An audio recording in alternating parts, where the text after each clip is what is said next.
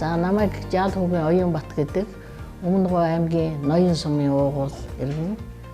За орон нутагт 1976 онд 10 дугаар анги төгсөж Улаанбаатар хотод санхүү эдийн засгийн техникум тэр үе одоогийн санхүү эдийн засгийн их сургуулийг 2 жил суралцсан төгсөөд улмаар Монгол Улсын их сургуулийн урилга авч Монгол Улсын их сургуулийн банкны ангийг эдийн засагч мэргэжлэр 1982 онд төгссөн. За би төгсж ирээд анх одоо орлогч нэгтлэн бодох болж яхад орлогч нэгтлэн бодохын ажлыг хүлээж авахд бол тэр үед банкны контор гэ банкны нэг л систем байсан. Энэ үед хөдөө сумд болгонд тооцооны касс гэж нэгж байлаа. Сум болгонд нэгж байсан.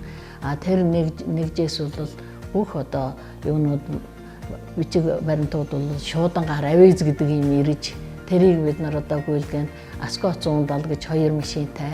Тэр машиндаар одоо зөвхөн одоо нэг гүйлгээ бичээд хоёр талдаа дансны хоёр талд орох биш.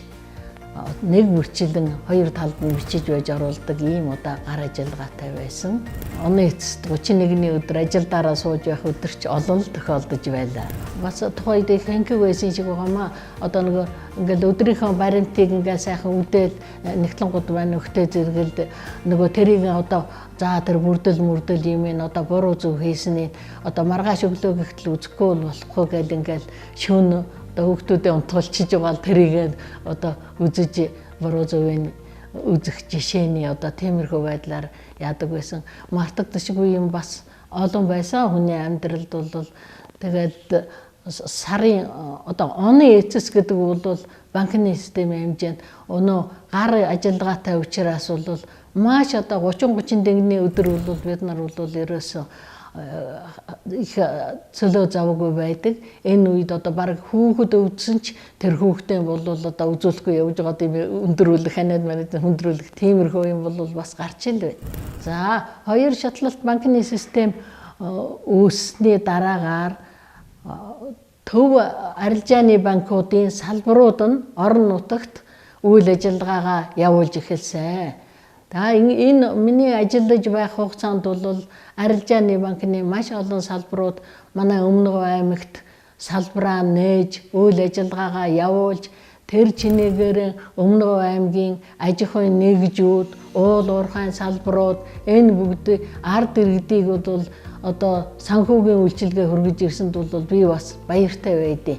Ингээд одоо нэг хурал одоо ч юм уу одоо нэг юундаар очиход сургалтанд очиход бол манай аймаг бол ер нь дархан эрдэмтийн дараа л орох одоо ийм одоо эдийн засгийн үзүүлэлттэй байдаг байсан. Одоо бол тэр нь бүр одоо өргөжөөд бараг одоо ерөөсөн улсын төсвийн одоо нэлээд хувийг манай аймгийн уул уурхайн салбарууд хангаж одоо ирж байх шиг байна. Ийм учраас манай Өмнөг аймгийн хөгжил цэцгэлт бол бас энэ арилжааны банкнуудын маань үйл ажиллагаатай бас салшгүй холбоотой. Тэрнийг өдөртөн зохион байгуулж явж байгаа Өмнөгийн салбар бол бас одоо үйл ажиллагаа нь сайн ийм салбараа гэж миний хувьд бол одоо хэлтэс болсон дүгнж бодож байна да. Одоо 30 гаруй жилийн би энэ банкныхаа системд ажилласандаа маш их баярлаж бахархаж явдгаа юуны өмнө хэлье.